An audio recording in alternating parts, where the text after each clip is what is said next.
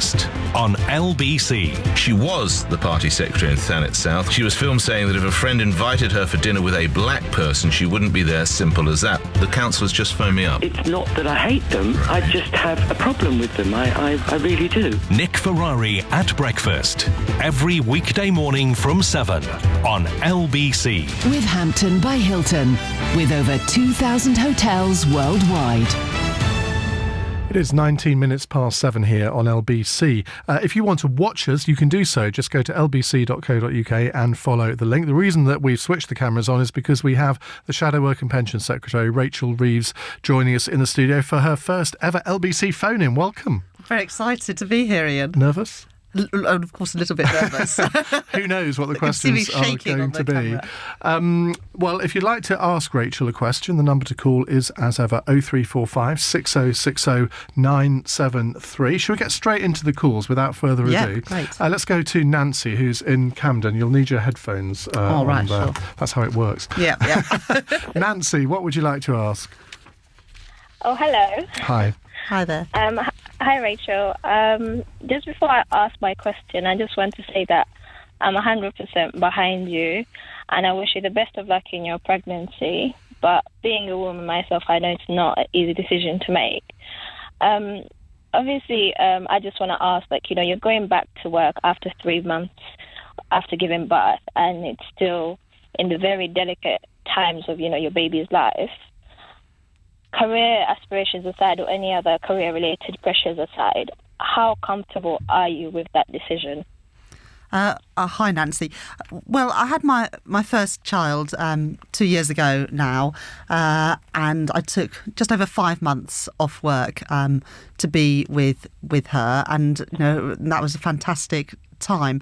I hope that Labour are going to be in government in June when I have my baby, and I want to get back to work to do the job that I came into politics to do things like cancel the bedroom tax, increase the minimum wage, get young people back to work.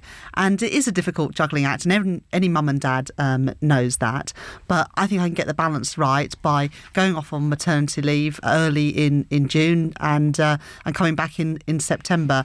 That means I won't miss too much time off of Parliament, carry on serving my constituents in Leeds, and do the job, I hope, in government of Secretary of State for Work and Pensions, but also get time with my new child who's going to be born in June. If you weren't listening in the last hour, you might think that's a slightly odd question for Nancy to have asked. The reason that Nancy's asked it is because a Conservative MP, Andrew Rossendale, has questioned whether becoming a mother means that Rachel will be able to give her job her full attention. Let me follow that up first of all, Rachel. How you say you took 5 months off for your first child? It'll be 3 months this time. In an ideal world, you'd probably like the full 6 months, wouldn't you? Well, women, you can take up to a year off on maternity leave, and it's up to every family to judge what is right for them. And increasingly, mums and dads want to share that time, so they both get some time with a newborn child. I've made the judgment that I'm looking to return to work in September, which will give me about 3.5 months off work, and that's what works for me and my family. But of course, for every family, it's going to be different. But what Andrew Rossendale said today, just, completely out of touch and devoid from reality. 300,000 women every year take maternity leave. Most of them go back to work and want to be able to combine a job with bringing up a family. And in fact, in most cases, have to do that to be able to pay the bills. And actually, I'm no exception on that front. And as to suggest, as he did today, that I won't be able to handle the job and a family, I think is just extremely insulting, not just to me, but for all of those 300,000 women who are, trying to juggle both things. Is the House of Commons full of men with those kind of attitudes, men like Andrew Rossendale? Well, I've had loads of text messages and tweets today from colleagues. Actually, none from the Tories, but from Liberal Democrats as well. They might not have your text number. Some of them do. They could text me now or tweet me and show some solidarity. But other MPs are in similar situations. Kat McKinnell, a Labour MP up in Newcastle, is on maternity leave at the moment, and she she's a shadow minister. Lisa Nandy, due to have her first child in April. Lib Dem ministers Jo Swinson and Jenny Willett have had children. We could probably go on that list. But it's just not exceptional. No, but the point is that the House of Commons is a very male-dominated environment still, isn't it? It's very male-dominated. I think 22% of MPs are women. We've got about 145 women in Parliament. When I was born, there were only around 25 women in Parliament. So things have changed a lot, but not nearly enough. But do you think those views that Andrew Rossendale has expressed, do you think they are very common, not just on one side of the House? I mean, you and I both know there are plenty of Labour MPs who hold similar views to this as well. I certainly haven't heard anything like this from any Labour members of Parliament. But, I think these views are wrong wherever they come from. And it's obviously Andrew Rossendale, a Tory MP, who's come out with these, misogynistic dinosaur views today. And as I say, it's not about me. It's about women up and down the country who are trying to juggle work and family life. And I think they find it pretty insulting. There's a member of Parliament who thinks that somehow women can't handle these types of responsibilities when actually we're doing it day in, day out. And I don't think it's just about a man. David Cameron, his wife had a baby whilst he was Prime Minister. He took some time off.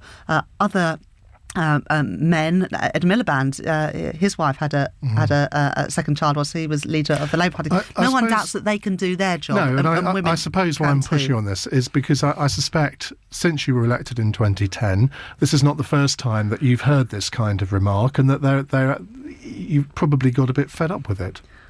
I was say I was pretty outraged when I saw this piece in the Daily Mail today. So I think that suggests that this isn't just every day. Actually, I think most people have got pretty progressive views because they see in their families, whether it is their direct family or their children who are having children who are trying to balance the two. Do you think it's the Houses of Parliament is a difficult place for particularly a mother? I mean, Jenny Willett, anyone who watched the Michael Cochrane documentary can see that the trials and tribulations that she's had to go through with her young child, where she has to go and vote and basically palms the child off on a researcher in the Lib Dem Whip's office. So have you had to do anything like that? No, I don't. There is a creche now at the House of Commons, and that's a big improvement. So it's on the House of Commons estate, so it's very convenient for some parents. I don't use the House of Commons creche. I have childcare at home, and that works well for me. But I think it is difficult, and not just for women MPs. There are male MPs as well. John Ashworth, for example, he's got 2 children who are at the House of Commons nursery, and it is difficult because that closes at 6 o'clock, like most nurseries do. But obviously the votes are at 7 o'clock, or sometimes at 10 o'clock, and this evening there are votes later on this evening. And that is really difficult. And so there have been some changes in the hours. So on Tuesdays we start a bit earlier and we finish at 7 o'clock now rather than 10 o'clock. That's helpful. But if you want to give your baby a bath and put them to bed in the evening, finishing at 7 o'clock isn't really So have there been helpful. a time when you thought, it would have been so much easier if I'd stayed working at the Bank of England? Because that's what you did before you became a politician. Yeah, it is what I did. No, I love my job, and I love the chance I have in this job to make things better for my constituents up in Leeds, but also I hope in 2.5 months' time to be in government and do some of those things like cancel the bedroom tax, help young people back to work, get an increase in the minimum wage to make life better for people. So, look, the things that I came into politics to do are still there, and actually having a family makes you as well maybe a little bit more mindful about the difference we're making for the next generation too. So we just put it down to Andrew Rossendale being a sexist pig and just get on with it. A misogynistic dinosaur. Right, quick retort from Nancy there. What do you think of what Rachel said about this? You obviously have a lot of sympathy with her, Nancy. Do you know what? I do. I really do. I think it's very insulting, the comment that was made towards her. But unfortunately, it's an assumption that, it's still held about women, pregnant or not pregnant. And I really think it's really backward that comment was made by a government minister. Well, it's not a government minister, we should say. He is a Conservative MP, though. Let's get a quick call from Linda, who's in Camden. Hello, Linda. Hello, Andrew, and hello, Rachel. Hi, Linda. First of all, congratulations on your baby. And secondly, I've got 2 very brief points. One, when you abolish the bedroom tax, will this also apply to private rented accommodation? Is that? Did you say you had two questions, or? Yes. Yes, and the second one is, what other coalition policies are you intending to reverse? Okay. Well, thanks, Linda. Thanks for your congratulations. The bedroom tax is the policy whereby if the government deem you having an extra bedroom, you're charged an extra £14 a week if you live in social housing. The problem is that those extra bedrooms are often used, for example, 2/3 of the people affected by the bedroom tax are disabled, and those bedrooms are often used for carers to come and stay, to store essential equipment. Or you can be deemed as having an extra bedroom if your son or daughter is at university or serving in the armed forces, because the government say, oh, you don't need that bedroom all of the time. And it's putting huge pressure on families. Now, there is a difference between the private rented sector and the social rented sector.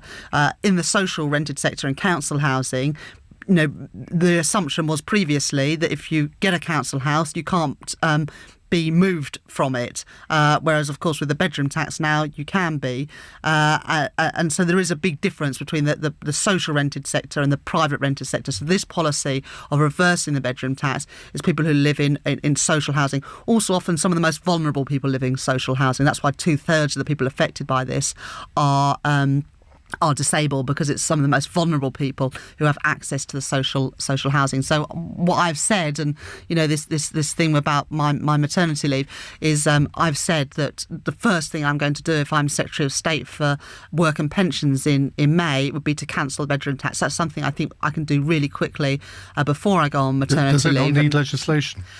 It needs some sort of statutory instrument, right. But it doesn't need a bill to go through Parliament. And so we've already written that. We've already, got it ready to go.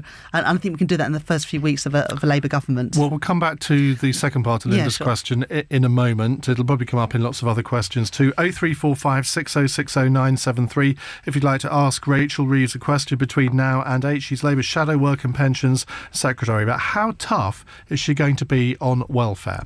I'm Iain Dale at Drive. LBC News Time, it's 7:31.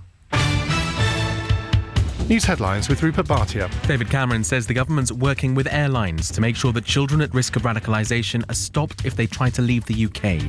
It says the search continues for 3 East London schoolgirls thought to be travelling to join Islamic State militants in Syria. The Shadow Work and Pension Secretary Rachel Reeves has told LBC that a Conservative MP who questioned whether she could do a cabinet job while pregnant has insulted mothers across the country. I think these views are wrong wherever they come from, and it's obviously Andrew Rosendale, a Tory MP, who's come out with these, misogynistic dinosaur views. The parents of a British soldier who was believed to have gone to fight against Islamic State say they're relieved he's been found safe. He's now being returned to his unit. The business news, a panel's recommending an above-inflation rise in the minimum wage. The Low Pay Commission wants it to increase by 20 pence to £6.70, a hike of 3%. Ministers will now consider the suggestion. The European Commission has started an investigation into a planned tie-up between 2 of the world's biggest energy companies. General Electric wants to buy French rival Alstom's power division for more than £9 billion. And the newsprint manufacturer is applying to enter administration, putting hundreds of jobs at risk. Unite has described the decision by the owners of Aylesford Newsprint in Kent as a bitter blow. The FTSE 100 index has ended the day at 69.12, down 3 points. LBC weather, some clear spells this evening and a scattering of showers overnight for London and the southeast, a low of 3 Celsius. Windy and wet with possible snow in Scotland this evening with strong northwesterly winds. A similar picture for Wales and Northern Ireland. Tomorrow, rather cold with sunshine and scattered showers which will turn wintry in places. From Global's newsroom for LBC, I'm Rupert Bhatia. This is Mark Percy in the LBC Travel Centre. Well, delays are building on the M25 clockwise in Essex after an accident approaching junction 30 at Lakeside. 3 cars collided, blocking the road. 2 have now been moved to the hard shoulder, but I can still see traffic queuing for about a mile on the approach. In Newham, in East London, heading eastbound on the A13 Newham Way, there's a lane blocked by an accident at Prince Regent Lane. And in Thornton Heath in South London, an accident's closed Brigstock Road at Melford Road. Road. That's left some really nasty queues both ways on the High Street. Outside Swindon, there are long delays westbound on the M4 at junction 15 after an accident earlier involving a lorry. There's also a lane closed each way across the M48 Severn Bridge because of strong winds, and snow has closed the Kirkstone Pass in Cumbria and also a number of routes in Highland and Aberdeenshire. And on the railway, ScotRail has delays on services through Kilwinning. Keeping you moving, your next travel updates in 15 minutes. LBC Travel. With Go-To Meeting. Avoid traffic snarls. Discover how easy online meetings can be. Landlords. Direct Line guaranteed to beat any quote for the same cover. Can your landlord insurance do that? Search Direct Line Landlord. New customers only. Qualifying criteria apply. Underwritten by UK Insurance Limited. Mum! Mum! Yes! There are penguins in my room! Nobody wants to wake up to a chilly home. So it's good to know that if your boiler breaks down, British Gas experts are here for a one-off repair or ongoing care. To find out more, call 0800 009 4620 or search British Gas. Conditions and exclusions apply. A platinum diamond ring catches the light at every opportunity. But placed on the finger of the woman you love, it shimmers like never before. It's these small finishing touches that make a huge difference. For the ultimate finishing touch for your home, use SureSet's permeable paving. Guaranteed for 15 years, it'll make your home shine. Stunning, permeable paving from SureSet. To find out more, visit suresetfinish.com. With lots of space, intelligent safety systems and low fuel consumption, the Skoda Rapid Spaceback is pretty impressive. And if you buy yours before the 31st of March, we'll give you £2,500 minimum part exchange on your old car. So don't miss out. Make a rapid visit to your Skoda retailer today. Part exchange available on selected new Skoda models with Solutions Personal Contract Plan. Deposit from 0 to 30% subject to underwriting. £2,500 minimum part exchange on vehicles with 1 month valid MOT registered with the current owner for at least 3 months. Terms and conditions apply. Have you heard about invisible hearing aids? Well, you certainly won't have seen them. Boots invisible hearing aids are so small they won't be noticed, giving you the confidence to get on with every day. And now there's a third off. So pop into your local Boots or book a hearing check online today. Boots. Let's feel good. Selected hearing aids only. Terms and conditions apply. See in-store for details. Offer ends 31st of March 2015. 118434. The handy number for handy numbers. Calls cost 76 pence plus £1.53 per minute from a BT landline. Other networks vary and mobiles cost considerably more. Iain Dale at Drive on LBC. 7:36 here on LBC. Rachel Reeves, Labour's Shadow Work and Pensions spokeswoman, is with me in the studio taking your calls. 0345 6060 973. We talked about the bedroom tax a moment ago. Rob has got an email. He says, I'm 38 years old. I've spent most of my life in doing 4 hours a day on trains to London for work as I couldn't afford to buy in London. So I bought a 1-bedroom tiny flat in Surrey as that's all I could afford. Does Rachel understand my frustration when I hear that someone has a 3-bedroom house with garden in London within stone's throw of their work as they want to live there? I don't think asking for an extra surcharge for extra rooms is a dreadful act. She knows it, we all know it, but she thinks she'll win votes, so we'll abolish it.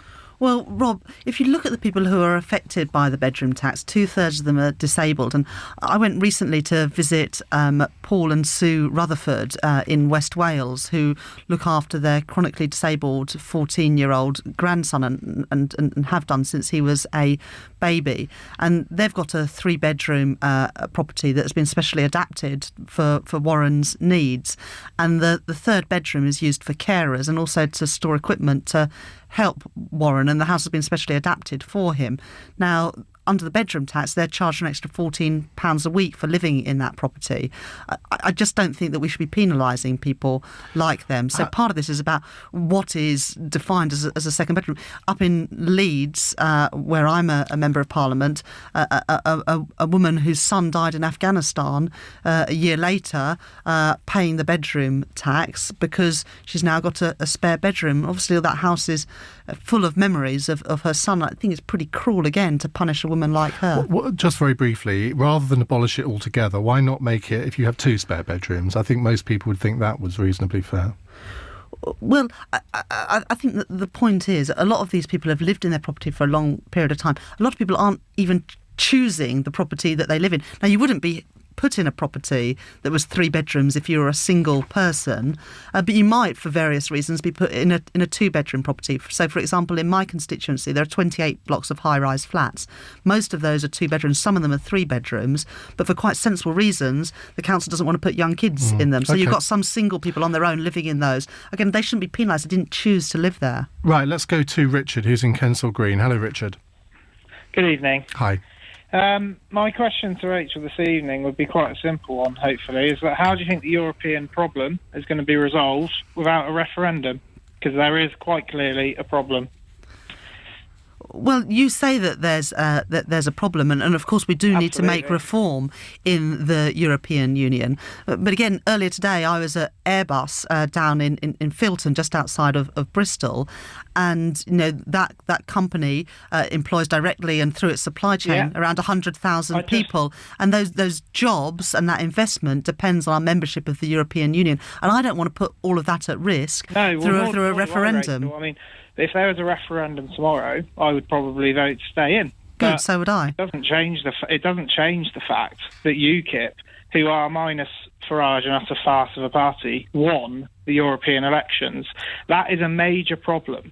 It's a major problem that a party that is created on the concept of withdrawing from Europe won the European elections. And if Labour were to win a majority, we wouldn't have a referendum on our membership. Now, that is a major problem that Labour are not addressing, and this is going to lose votes. Because I think if you look at the big challenges our country faces, whether that's the fact that not enough people are earning a wage that they can afford to live on, that our NHS is in crisis, those are the issues, it seems to me, that people want us to address in government, whatever government we have. Also, dealing with immigration. And so, for example, I've said, and Labour have said, that no one should be entitled to benefits in this country until they've been resident here for 2 years. So, yes, we need reform in Europe, but I wouldn't walk away from the biggest single market in the world, which is so important for our country's prosperity and jobs and investment. But aren't you, with that answer, demonstrating how out of touch the mainstream political parties are with that section of the electorate that is going to vote UKIP? Because they are very frustrated that politicians like you are not really talking about the issues that they're interested in. Oh, well, we are talking about those issues, and on welfare, for example, we've said that people shouldn't be entitled to benefits in this country until they've been resident in the country for 2 years. So you should have to pay into the system before you can draw down on benefits. So I'm certainly not advocating the status quo. But if you say to people, what is the biggest issue affecting you and your family, pay and the cost of living comes up time and time again. Should we have a referendum on whether we should increase the national minimum wage to £8? For me, that is our number one priority of something I want to do in government. But, whoever we elect in 2015 in the election in 2.5 months' time, Labour are going into that election being very clear. We want reform in Europe, but we would not put our membership of the EU at risk because we think that would have devastating consequences for jobs and investment and business in this country. Let's go to John in Cheshunt. Hello, John. Hi there. I just want to wish the young lady congratulations on her situation for herself and her new baby to come. Yes, in a nutshell, what I'd like to ask you is the fact that the books were fiddled for Greece, for them to join it. So if I fiddled my books in Inland Revenue, I go to prison. And the fact that Labour does not want to give a vote, so I used to vote Labour in the past, but I'll never do it again. I've gone over to UKIP. What I'd like to ask you is that are you worried about any jobs coming from Europe, whether from Greece or anyone, where the currency fails and where an individual from Europe comes here and threatens the job of a Labour voter after the election? So an influx of Greeks, that's what John thinks is going to be? Well, I was against a single currency. I don't think that Britain should be a member of a single currency. And, and I have some sympathy with what you're saying, John. I think the single currency does not work amongst such a diverse range of countries. And so I'm pleased that the last Labour government, particularly Gordon Brown, kept us out of the single currency. But what about the issue here, though? If Greece exits the Eurozone and there's a lot more austerity in Greece, there could be quite a lot of Greek people coming over here. I think the most likely scenario, and certainly what we've seen in the last few days, is that Greece will stay in the Eurozone and Germany and the other countries in the European Union will do what it takes to keep Greece in, because if they don't, it'll be a domino effect, and next it will be Spain and Italy and Portugal and all the rest of it, and that would be bad for every country within the European Union, including Germany, who's obviously the richest country. So I don't think that that's likely. But if it did happen, I mean, it might not just be Greece. As you say, it could be the domino effect of some of the other countries, and they're all going to go to the richer countries, aren't they? And we need to have tough rules in this country about undercutting of employment terms and conditions, and also tough rules about who's entitled to support, whether that's in work or out of work support. How would you impose those tough rules, though? I mean, you can't say to an employer, we're going to tell you what you're going to pay that particular group of people over that one. That would really be a command economy, wouldn't it? Well, first of all, on the benefits side, we've said that you should not be able to get tax credits or out of work benefits or housing benefit unless you've been resident in the country for 2 years. We think that would deter quite a lot of people from coming to this country, and also it would discourage firms from trying to undercut people already working in this country.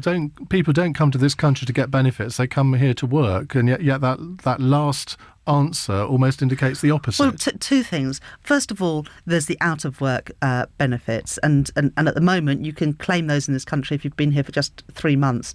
But also, we know that employers can get away with paying just a minimum wage, or in some cases not even that, and there's some terrible cases about what happens in some sectors of the economy, but knowing that those wages are going to be topped up by tax credits and housing benefit, and as a result we've seen huge downward pressure on wages. So we've said restrict benefits, not just out of work, but also in work benefits like tax credits and housing benefit. Well, in a moment when we come back, we're going to be asking Rachel about a huge number of the rise of people unemployed for over 3 years, which she's compiled these figures, which you'll be reading about tomorrow. This is LBC. It's 7:45. This is Mark Percy in the LBC Travel Centre. Well, we've still got queues on the M25 clockwise in Essex, approaching junction 30 at Lakeside. 3 cars collided earlier this evening, completely blocking the road. All the lanes have now reopened, but it's still looking very slow on the approach. In Surrey, there's been an accident on the M25 anti-clockwise, just after junction 6 for Godstone. Traffic again was held for a while, but 3 of the 4 lanes have reopened. And again in Surrey, we're getting reports of an accident on the A3 at the Wisley interchange. It's happened at the end of the entry slip road joining from the M25. Now outside Swindon in Wiltshire, there are long delays westbound on the M4 at junction 15 after an accident. There's a lane closed each way across the M48-7 bridge because of strong winds, and snow has closed the Kirkstone Pass in Cumbria and also a number of routes across Highland and Aberdeenshire. And that's the latest, keeping you moving. Your next travel updates in half an hour. LBC Travel. With Go-To Meeting. No need for a parking space. The vista of Venice, recognised throughout the world. But add in the sounds of the Grand Canal at first light, and it's unforgettable. It's these small finishing touches that make a huge difference. For the ultimate finishing touch for your home, use SureSet's permeable paving. Guaranteed for 15 years, it adds a classic touch to your home. Stunning, permeable paving from SureSet. To find out more, visit suresetfinish.com. The A to Z of new Corsa. M is for more, including Bluetooth as standard on all our deals. O is for OMG, it's even got 17-inch black alloy wheels. R is for rapid heated windscreen. E is for eye-catching styling kit that just needs to be seen. The brilliant new Corsa, M-O-R-E. More for less. New Corsa limited edition 3-door for just $149 per month over 23 months with 2533 advance rental. Visit your local Vauxhall retailer or vauxhall.co.uk/new Corsa. Personal contract hire. Excess annual miles over 8,000 charged at 6.63 pence per mile. You will not own the car. T's and C's apply. Offer ends April 1st. Landlords. Direct Line guaranteed to beat any quote for the same cover. Can your landlord insurance do that? Search Direct Line Landlord. New customers only. Qualifying criteria apply. Underwritten by UK Insurance Limited. Have you heard about invisible hearing aids? Well, you certainly won't have seen them. Boots Invisible Hearing Aids are so small they won't be noticed, giving you the confidence to get on with every day. And now there's a third off. So pop into your local Boots or book a hearing check online today. Boots. Let's feel good. Selected hearing aids only. Terms and conditions apply. See in-store for details. Offer ends 31st of March 2015. 3, 2, 1. When I was a cat, my paws were firmly on the ground. But now I'm a dog. I'm going places. We have liftoff. Fuel your phone with loads of data in Rocket Speed 4G on an O2 SIM-only deal and get 2 months free on selected tariffs. Be more dog. Search O2 SIM-only. Tariff price subject to RPI terms, data costs and 12-month contract apply. Check o2.co.uk. Remembering every phone number you've ever called is not impressive. What is impressive is remembering to call 118434 whenever you need a number. 118434. It's the handy number for handy numbers. Calls cost 76 pence plus £1.53 per minute from a BT landline. Other networks vary and mobiles cost considerably more. Coming up at 8 on LBC. Clive Bull. UKIP has unveiled its policies on health today, saying tourists and immigrants would be required to take out health insurance for up to 5 years before being allowed into the UK.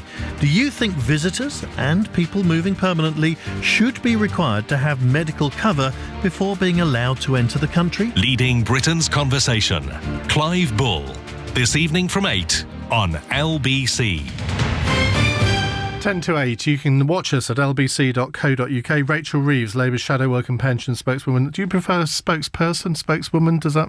Don't really mind. Okay, we'll say spokeswoman, is here with us. 0345 6060 973. Steve's in West Drayton. Hello, Steve. Hello there. Hi, I'm a second-time caller on LBC. Okay. What would you like to ask? I'd like to bring up a topic on the Labour. I've been out of work for 5 years. Can't seem to get a job. I want to know if I vote Labour in, what are they going to do for me? Well, thanks, Steve, and I'm sorry about your predicament. Things are still tough for a lot of people, and the unemployment numbers overall have started to fall, and that's really good news. Because I want to know what they're going to do for the immigrant side of it, because they seem to be taking all the hard-working British citizens. Well, let me say a few things, Steve. It is tough at the moment still. In 2010, when the Tories came to office, there were 12,000 people who had been out of work for 3 years or more. There's now 81,000 people who have been out of work for 3 years or more, and you're one of them. And so that's nearly a 600% increase. Yeah, it's just over 500. It's a huge increase. What do you put that down to? The work programme has failed people.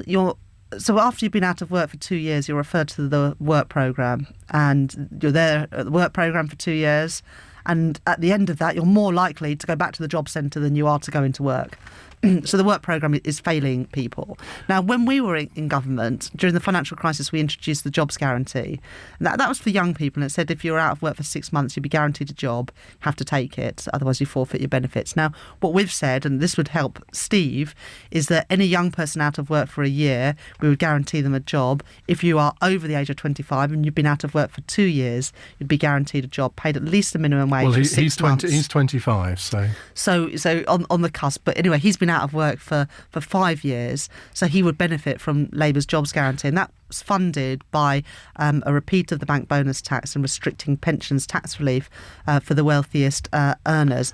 I think we've got to do this. I mean, this is obviously a big problem now with such a huge increase in long-term unemployment, and over the last 3 months we've also seen youth unemployment start to creep up again. We know from recessions to be fair, it crept up 1 month. It's actually been on a big decline since 2010. Up 3,000 last month and up 30,000 the month before, so it is now inching back upwards. But when you left power, it was nearly 1 million. It's now about 780,000. Is that not right? It's come down since the peak of the financial crisis, but in the last few months it started to go back up again, and long-term unemployment has gone up substantially in the last 5 years. Now, we've got to do something about these things, because whilst unemployment overall is falling, we are seeing some people, long-term unemployed and young people, who are still really struggling, people like Steve who are really struggling. And we've got to do something to stop short-term unemployment becoming long-term unemployment and then becoming a lifetime of unemployment. It's a waste of people's skills and potential. Before we go to the next call, let's run through a couple of texts that have come in. Michelle in Surbiton says, Esther McVeigh said she wouldn't mind being leader one day. How refreshingly honest. Would you? No, it's not something that I would like to. I see the sacrifices when we were talking about maternity leave and having babies and all the rest of it earlier in the programme. I see the sacrifices that my leader, Ed Miliband, makes, and the toll that I think it must place on family life. It's not something that I want to do. So you categorically rule it out? It's not something that I. Because you are often mentioned in discussions about sort of a future leader of the Labour Party. You Chuka Ramuna. That's very nice, but it's not something that I want to do. So Esther McVeigh says yes, that is something she'd like to do. For me, it's not. I really want to be in government. I want to win the election and to be able to put in practice some of the things I've said I want to do. Sounds a very honest answer to me. Paul in Swindon says, did you watch Meet the UKIPers last night? Were you shocked at what you saw? I was driving back from Yorkshire last night, so I missed that, but certainly the stuff about some of those party members in Thanet are pretty unappealing. Some of the language and the views that they hold. I think a lot of people who vote UKIP as well, or have voted UKIP, will be pretty astonished to see what some people in the party think, because I don't think that reflects their views. And Jane in Dalston says, were you very shocked at the revelations in the Daily Telegraph about Jack Straw and Malcolm Rifkind? Yes, I mean, I just think that this stuff about second jobs and directorships has to be sorted out. I think MPs, and I think people expect MPs to be representing them, not representing business interests. And so I think that, this is just one example, but we've got to get to the bottom of this. And Ed Miliband has said that paid directorships and consultancies are going to go. We were talking about this earlier in the show, and I said I thought it was a bit of a generational thing, that MPs like you who came in 2010 have a very different attitude to this sort of thing than MPs who came in the 1980s. I don't know. I don't know about that. I mean, just because a couple of MPs have been, caught doing things that don't look great, doesn't mean that reflects all MPs. I think most MPs who I work with work tirelessly for their constituents, and a lot of it goes unseen. The work they do at surgeries, representing some of the most vulnerable in their communities, trying to get change. That's actually MPs on all sides of the political divide. But I think we have got to stamp out some of these problems that we see, and maybe at the moment it is just too tempting to. There's one Tory MP who earns £700,000 a year in an outside job. I think he's a lawyer, isn't he? Right, and he earns less than 10% of that as an MP. So where are their loyalties going to lie? To the law firm or to their constituents? Let's go to Freddie, who's in Gloucester, marginal seat. Hello, Freddie. Hello. Hi, what would you like to say? Basically, I just want to inquire. Basically, my other half, she was on benefits. She got a job, and then after she got a job, she went to the benefit place, and they said that they would take money out of her benefits each month. That made her worse off. So how can you So then she had to stop work. And isn't how does it give young That's a females really good question, Freddie, because I suspect that is what Ian Duncan-Smith Universal Credit is trying to address. But I gather you're not a fan of the Universal Credit.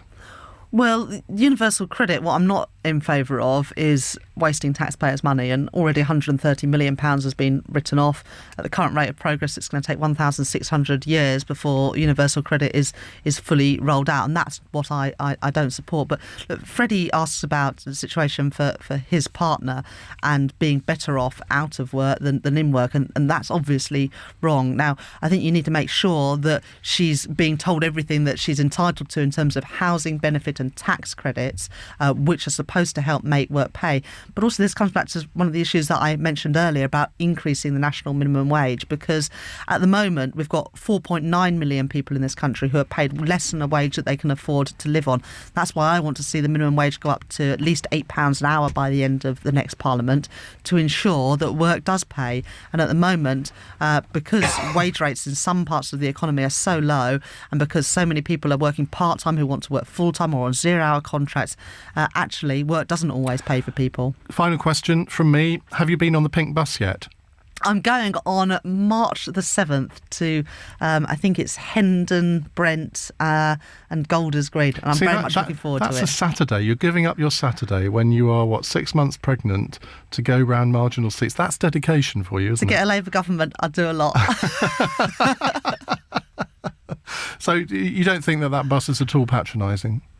Oh, it doesn't bother me. But, who cares? But the fact is, people are talking about it. Do think it's patronising, don't they? The fact is, it's got people talking about it and the issues. The fact that women are still paid 85% compared with what men are paid. The fact that dinosaurs like Andrew Rosendale don't think that women can combine a job and having kids. So, people are talking about some of these issues. We've got the message on that one. Rachel Reeves, thank you very much. Hope you've enjoyed your first phone in with us on LBC. I look forward to coming back again soon. We will invite you back soon. I'm Iain Dale at Drive. I will be back tomorrow at 4 o'clock. Duncan Barks is here at 10, but now it's Clive Bull. Iain, thank you. And coming up after the news, UKIP has unveiled its